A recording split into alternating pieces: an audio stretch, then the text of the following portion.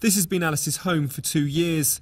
She's from the Kikuyu tribe, and like her neighbours in the camp for internally displaced people outside the town of Naivasha, she was forced to flee her village when violence broke out following the 2007 presidential elections.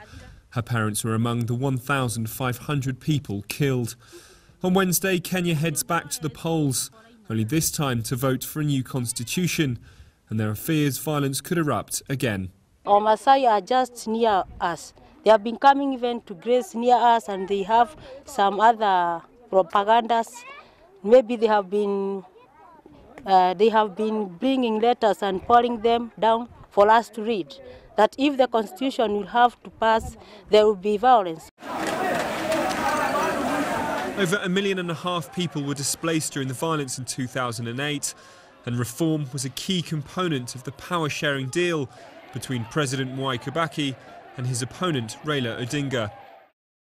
During the recent campaigning on changes to the document, 6 people were killed at a rally in Nairobi in June, organised by people opposed to the new draft.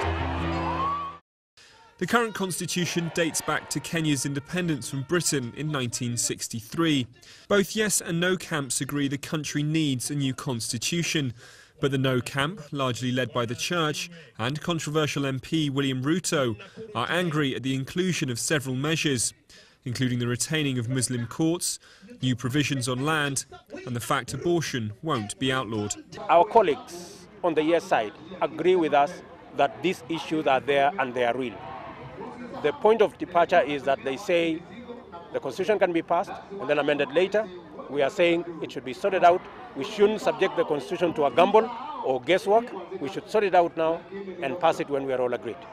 Current President Mwai Kibaki has been campaigning for the new constitution, despite the fact it will drastically reduce the president's powers. It will also allow voters to recall MPs if they're not performing their jobs adequately. Campaigners are worried that if it fails to pass, decades of corruption and cronyism will continue. What happens if we get another rogue president? He will be using the same constitution to sit on us. I think Kenyans have agreed that enough is enough. We don't want a person having so much power without accountability. If approved, the new constitution will introduce a new Senate. There will only be 22 cabinet members who will be appointed from outside of Parliament, and it will allow dual citizenship.